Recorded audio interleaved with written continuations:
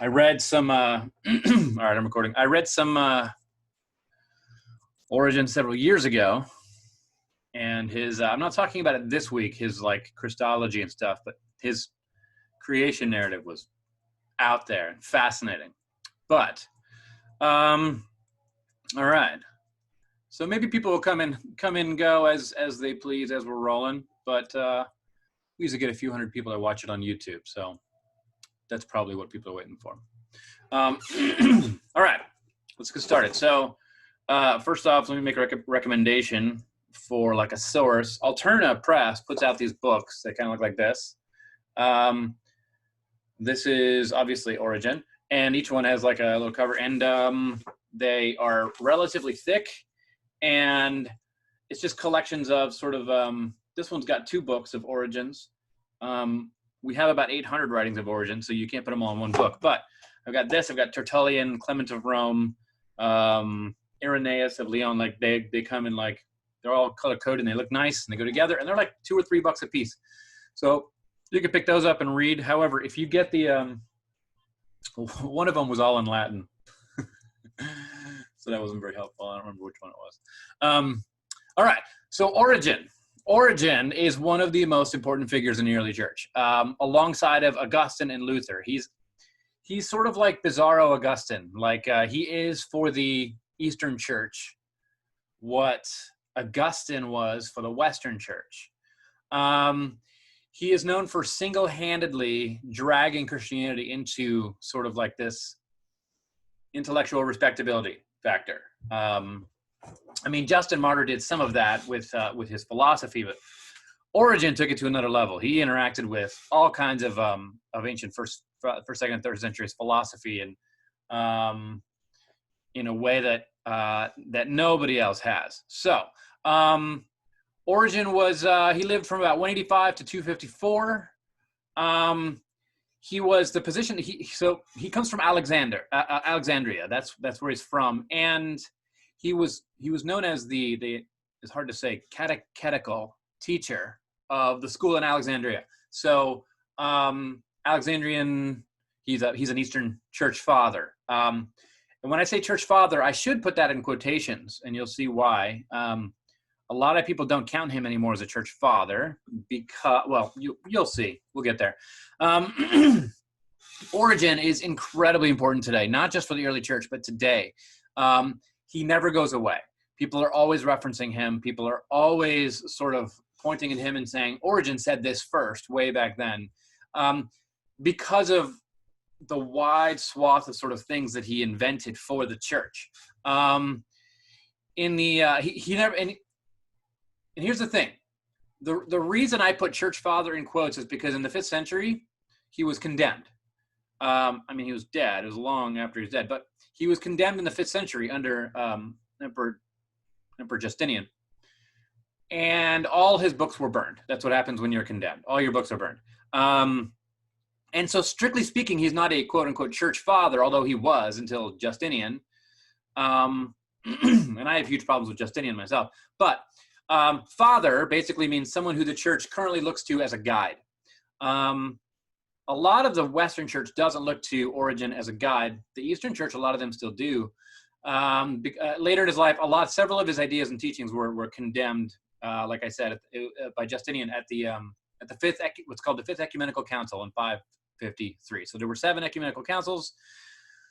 There were more councils after that, but they weren't quote unquote ecumenical because the last one sort of split the church over what's called the filioque. This one little line equating the Father and the Spirit, and it really kind of pissed off the Eastern Church Fathers, Augustine. That it was a whole thing, and they split. So Origen in the 5th century at the 5th Ecumenical Council was anathematized. I don't know why I have so many. I have to clear my throat so often. Maybe it's that. Maybe I got the Rona. He was anathematized, and both he and his writings were condemned, and all his pupils' writings were condemned, and he had a lot of pupils. But he's still really considered a father of theology for the early church, for the church worldwide, both for Orthodox and heretical writers. Like, everyone points to him, and they always have, and I think they always will. And the reason why he was condemned is because of his universalism, his view of universal salvation. It wasn't it was a specific sort of type of universalism that, like, he wrote a book called On First Principles. And and if you want to look it up, it's here. Let me type the exact reference in the chat box here. On First Principles, and you're going to go 2.10.3. And if you check there, you can read up some of his writings on universal salvation. And he believed basically that there was a punishment, but that it wasn't permanent. It wasn't everlasting. He believed the reason punishment happened was so that you could be purged and sort of like made whole, made pure. And he believed that punishment had a reason for existing, that it had an end. It wasn't just this eternal thing that continued. I mean, it makes perfectly logical sense.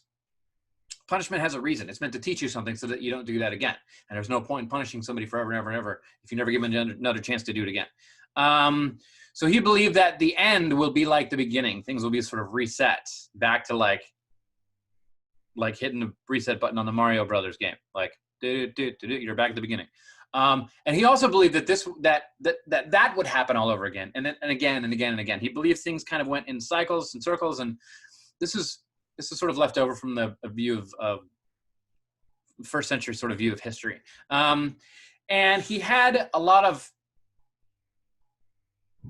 interesting views about universal salvation. The big one that got him in a lot of trouble, because there's been universalists in the church from the very beginning up until today. So the main thing that got him in trouble is that he kind of made an offhanded comment in a letter that said, what did he say? He said something like, even the devil himself would be saved in the end, because he's talking about salvation. He's talking about punishment. He says there's a reason people are punished. And he says, and he wasn't, I don't think he was being literal, but he kind of said it. He put it out there in a writing. He said, even the devil will be saved, or could be. I don't remember exactly how he put it, but that never went away. that went out and spread around, and he believes the devil's going to heaven. So that's an interesting thing. That's what got him in trouble. That's what got all his books burned. And even though he had a lot of trouble, he is still someone who, apart from him, you can't do historical theology of the church. You just can't do it. He was extremely important among all church leaders, especially in the 4th century. There's this moment where both the Orthodox and the heretical teachers are all appealing to Origen to claim him as their own. Origen is as important both to the Christian East. I already said this. He's as important to the Christian East as Augustine is to the West. He's like the foundation upon which their churches are built. And his influence runs all the way to the 7th century with this guy named Maximus the Confessor, which is an epic name, by the way. I am Maximus the Confessor. He's part of, he's writing in the Byzantine period, Byzantine Empire, if you're not familiar. Roman Empire, it fell, and it got replaced by what's called the Byzantine Empire, and they had their own Byzantine theology. There's a guy in the 7th century, a Byzantine theologian, who writes a lot and really is a big fan of Origen and like builds off of his writings. So even though he got in a lot of trouble, he still head and shoulders above most of the church fathers in what he accomplished and how useful he was in the church. You can't study church history without understanding Origen. So in the 4th century, let's see, where do we start here? We know he wrote there are about 6,000 works of his, which is staggering. There's about 6,000 works of his that are said to come from either him or his pupils, like everyone combined. Like his pupils writing down would say, they didn't all come from his pen, but they came from his mouth, and his pupils are writing them down as he's teaching. So over 6,000 writings attributed directly to the mouth and teachings of Origen. And most of these writings have been lost because of the condemnation where his books were gathered and burned. We have about 800 of his works left today. And that's still a lot. So I had, and this is one of my favorite things to say. I studied under a church historian named Dr. Bradley Nassif. He's an Egyptian Christian raised sort of understanding Coptic Christianity and stuff. And brilliant guy. He's a sort of a historian of the Church Fathers, and specifically the Desert Fathers, but he also knows a lot about the Church Fathers as well. And he used to teach his entire class on Origen. And in one of our classes, he talks about how he studied under this guy, one of the greatest theologians really in the last 100 years. His name is Dr. Pelikan. It's a Egyptian. I forget his first name. But it's his Dr. Pelikan. You can look it up. And Dr. Pelikan was also a scholar of Origen. And Dr. Pelikan tells Bradley Nassif, who tells my class, he says this. He says, I have a strong hunch that, okay, so there's this monastery in Palestine. It's a 7th century monastery. It's about 3 or 4 miles, I believe, outside of Jerusalem. And there's only like 10 monks that are left living there right now, 10 or 15 monks. And it's the 7th century monastery. And he swears up and down, he says, I'm nearly positive that there are original Origen manuscripts in this monastery that are sitting there unread, untranslated, that have been there since the 7th century, since this place was built. They were brought in and placed there and never went anywhere else. And he talks about, like, he's like, man, I would love to get my hands on those. But he's like, he was getting pretty old, so he just never bothered. But he used to tell his pupils, like, if you want to make a name for yourself, go to the St. Sabas Monastery and talk to those guys, make some friends, and try to get a hold of those manuscripts and pictures, copies, something like that. Anyways, that was a rabbit trail. But we have about 75% of the 800 writings that we have of his. About 75% of those are writings on the Bible, which is super important. And he invented this thing called textual criticism that we still use today. So the NIV is updated every single year, especially if you're using an online version. It's updated every year, and there's words added and there's words taken away and phrases and things are retranslated. And that's really the only one I know of that's doing this every year, based upon what's called textual criticism. Now, textual criticism, here's the definition of it. It is the science and art of determining what an author originally wrote. So textual criticism asks, what did they really write? What did this author really write? We have this copy. The reason we have textual criticism is because we have a copy of a writing. And it's sort of like when you're playing telephone, like you have this copy and you wonder, is this what I'm reading here of Origen? Is this what he really wrote? And how do I know? And how can I know? And so he devised systems by which we could find out what was really written. And so he did this, especially with the Old Testament. His big goal was, because one of his big ministries in the early church was he lived in Alexandria, which was a heavily Jewish town. And he wanted to engage in a lot of apologetics, and the Jewish people in that town were sort of accusing the Christians in that town of, like, you're not reading the correct Bible. That's not really what it says. You are taking things out of context. You're misreading it. Your texts are inadequate and inaccurate. But you couldn't just bring these things and lay them all out and look at them, okay? Because they're massive and expensive. And so Origen came up with a system by which you could judge what an author really originally wrote. And so he wrote this thing called the hexapla. Hex means 6, which is, it's a big scroll, and he would divide it into 6 columns, and he would take 6 different texts, and he would put them all together on the same scroll. Doesn't seem shocking to us. We have interlinear Bibles. I have this morning was using, when I was teaching my kids our little daily Bible lesson, I use a Bible that is NIV on one half of the page and the Message on the other half. And I'll switch back and forth depending on, I like to read them the Message, but sometimes it gets a little out there. So I switch over seamlessly to NIV and then switch back. So he forms this sort of interlinear text of the Old Testament, and he uses the Hebrew Bible, the oldest one he could find.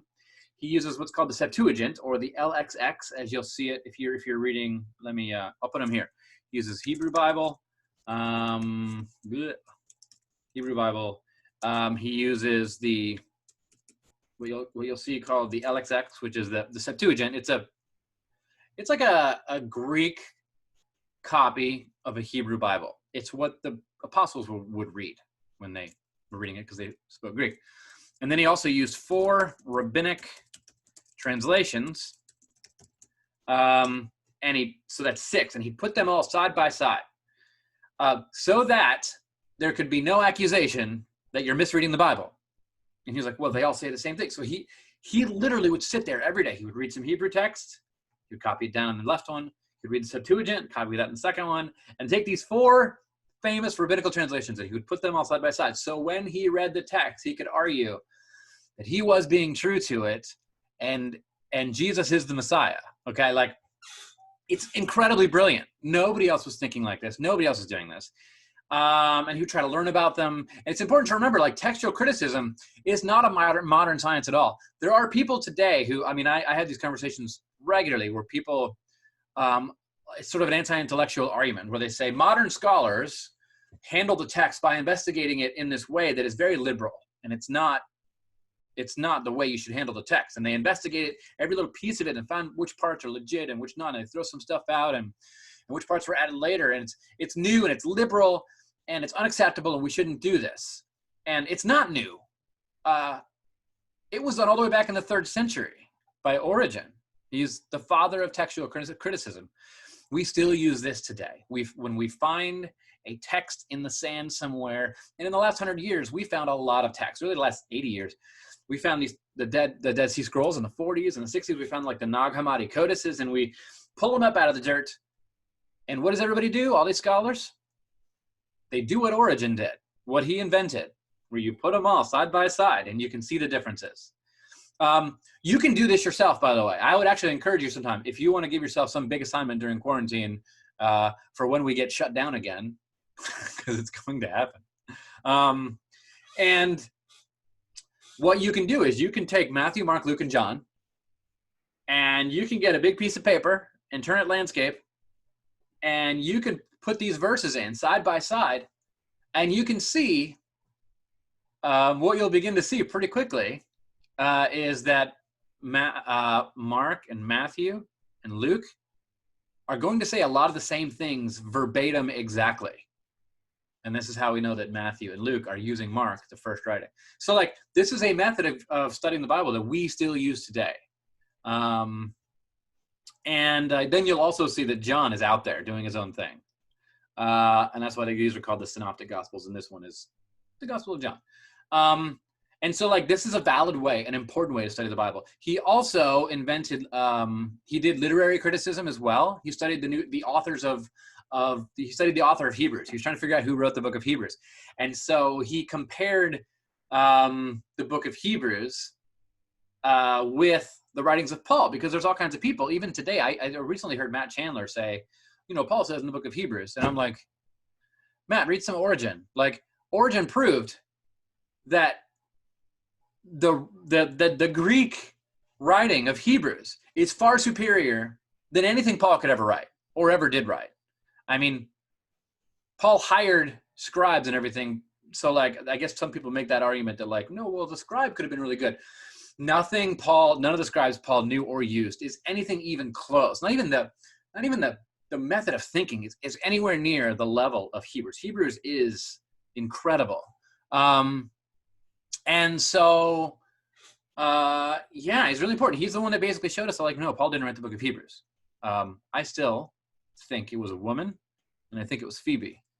I think that's why there's no name, so that people would listen to it. And there's other reasons too, but I'll stick with that. So yeah, he did literary criticism. He looked at, like, the writings and said, nah, this isn't Paul.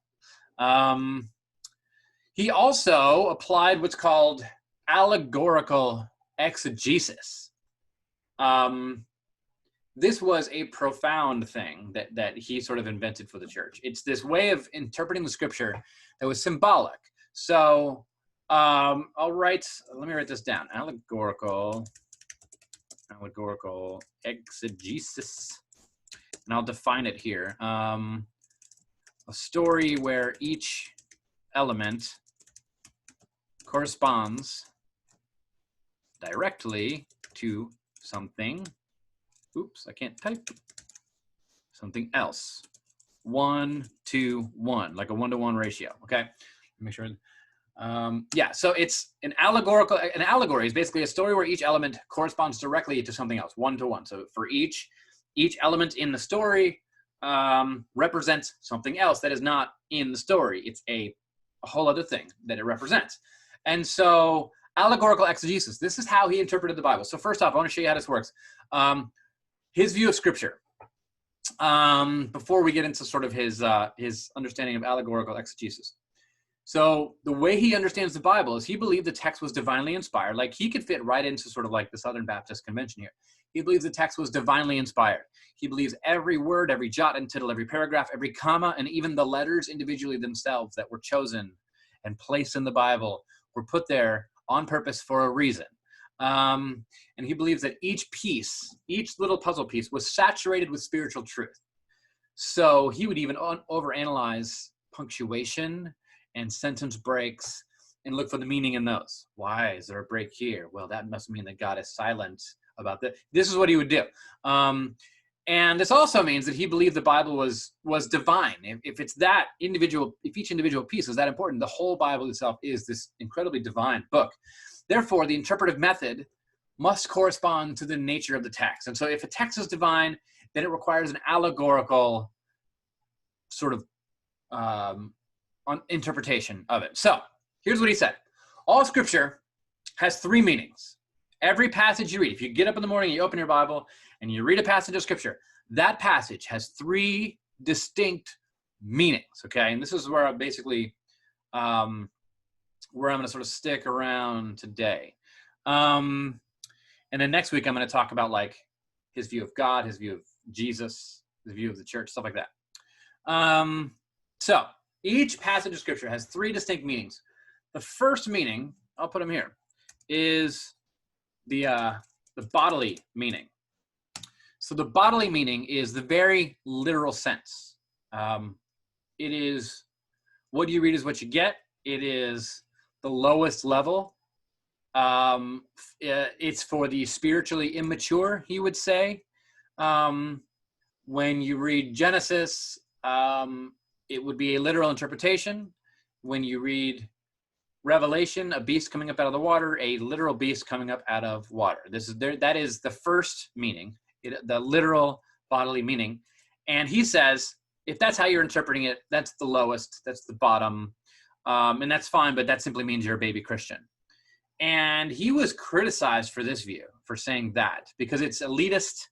I don't particularly disagree with him, honestly. I think literal interpretations of the Bible are important for my children. I expect them to grow out of them and get into meaningful, contextual interpretation of the Bible. So basically, a lot of people got upset with him for describing it this way because a lot of people, especially in the Western church, were handling the Bible this way. The church in Antioch, some of them got very upset with him, and they criticized him. They wrote against him and said, how dare you call the literal reading of the text spiritually immature and for babies and for young Christians. So he took a lot of flack for that. He took flack for everything he did. Actually, he would regularly be writing books. Here's a bunny trail again. He would regularly be writing books and have visitors come. And, you know, back then, writing with a feather and ink and parchment, it takes forever. And so these manuscripts would sit on these tables in his study for forever. And so people would come in when he wasn't there, and they would copy them, and unedited, unchanged works, just you know, mind flow, just writing the thoughts in his brain, not editing them, and somebody would take them and they would copy them and steal them and copy them and send them out to heads of churches and papal authorities and get him in trouble. And it's hard to defend yourself by saying, that was just a random thought I had and wrote down, because it's in a stack of a book that he's writing. But he argues, I was going to pull that out. I had wrote that down as a thought. I was going to change it. But what are you going to do? And so over and over again, he keeps getting condemned for these things that he didn't fully say, but it's sort of like the Satan's going to be saved thing. Like, he wasn't really saying Satan is going to be saved. He was making an argument about the grace and the love of God, that no one is too far gone, not even Satan. And I like that. I think it's cool. Anyways, he is criticized for being an elitist and saying that only spiritual children interpret it literally. So the second meaning is called the soul meaning. And the soul meaning is sort of the moral / ethical meaning. This is where you read it and it gives you sort of a life lesson, and it gives you, this would be like your more contemporary seeker-sensitive church. There's a life lesson for you that like, read the Bible to figure out how to have a better marriage, and read the Bible to figure out how to make your relationships better, and read the Bible how to learn to do business well and to handle your money well. And I grew up in sort of this kind of thing. I think when I was really young, I was very much involved in like sort of this literal bodily meaning, the level 1. Level 2, the soul meaning. As I got older and started going to college and stuff, I got involved in churches that would like, the Bible can help you achieve your dreams. They can give you all the hopes that you have. They can help you achieve those things. And they can sort of be your guide into a successful life. These are your Dave Ramsey's and your stuff like that, who use the Bible in this way. That is sort of level 2, meaning in Origen's mind. And it's where you learn to apply the things that you read. You're not just reading and saying, oh, that's how it is. You're reading and saying, okay, how can I, it asks the question, how can I apply this to my life? The life I'm already living, how can I apply it? Okay. Now, I think this is okay, but the problem is it lends itself to supporting your preconceived notions about the world. It makes you read the Bible as an American, thinking that capitalism is what God intended. And if you are in China, you read it, communism is what God intended. If you're Russian, Marxism is what God intended. You know, like, it makes you read the Bible into your own context. It's not particularly helpful, I don't think. It can be downright dangerous, especially when mixed with nationalistic endeavors. And so that's the sort of soul meaning. And the third meaning is, maybe you can already see where this is going, the spirit meaning. So the spirit meaning, this is the highest level of interpretation, and it's difficult and it takes work. It's about our relationship with God. It is about God's relationship to the world. It's for the spiritual elite, he would say. It's for the real spiritual people, the ones that get it. It's for them. And basically, this is where you would take the allegorical. You can also call this the allegorical method, where you would read, for example, you could read like the Good Samaritan, right?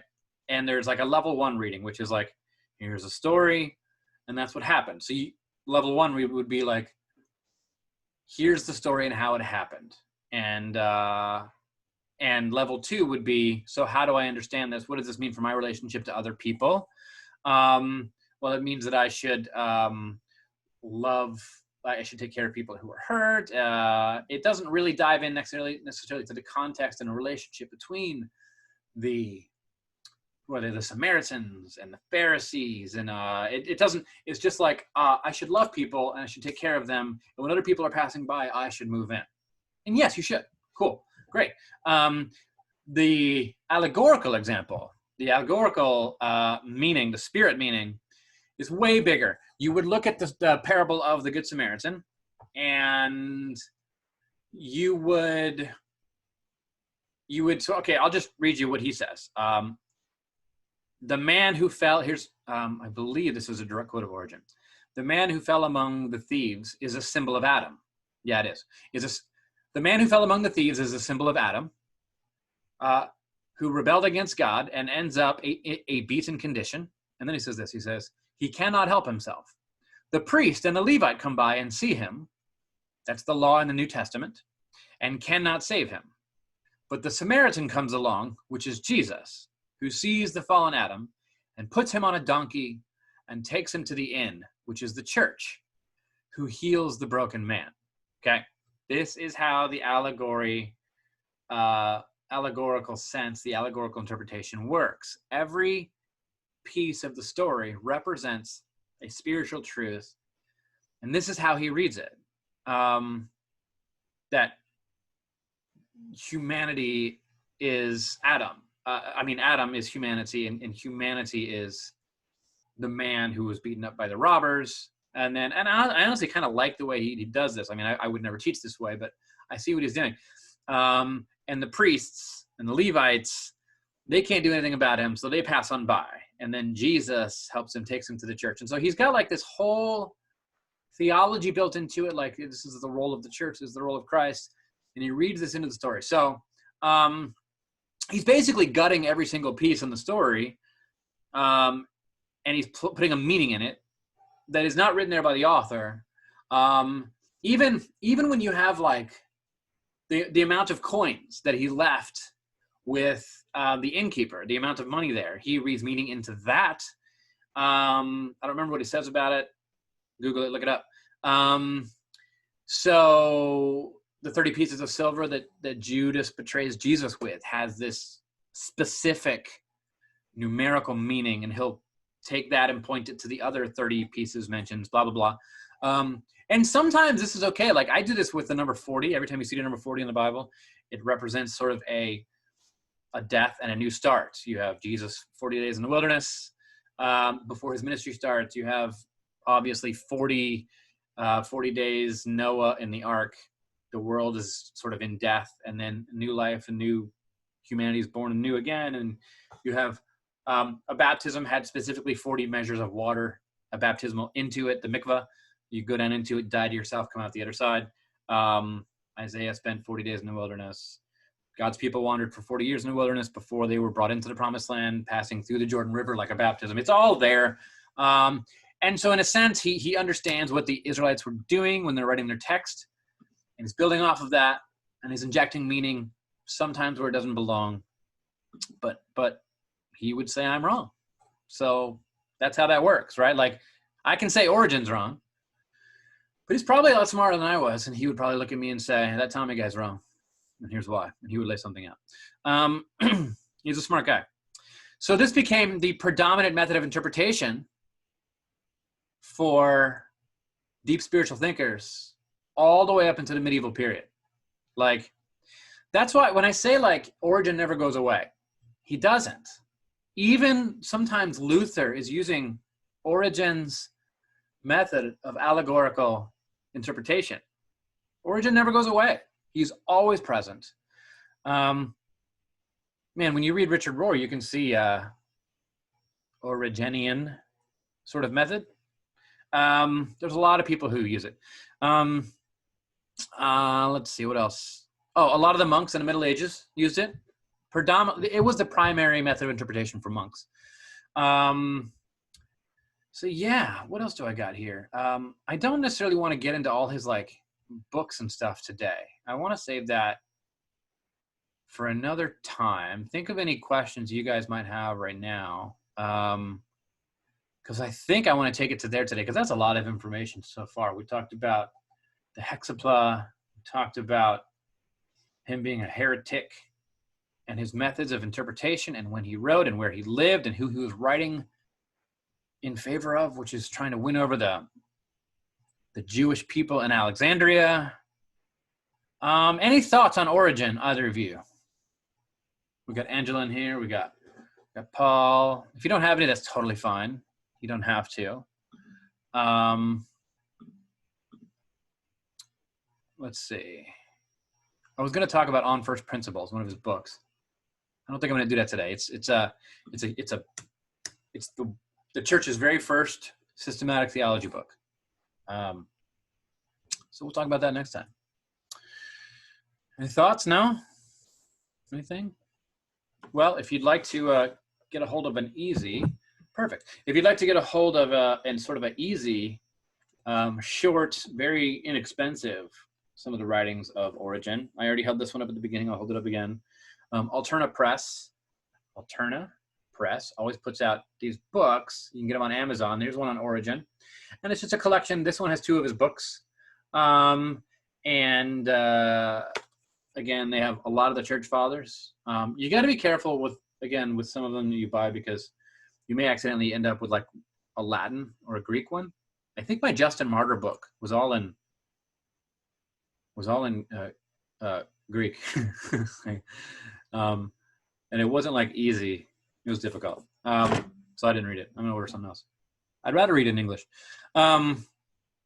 So yeah, but that's Origin. He's one of my favorites, and we'll keep going next week, and I think you'll see why. I'll talk about some of his weird ideas, weirder than they are now, weirder than that.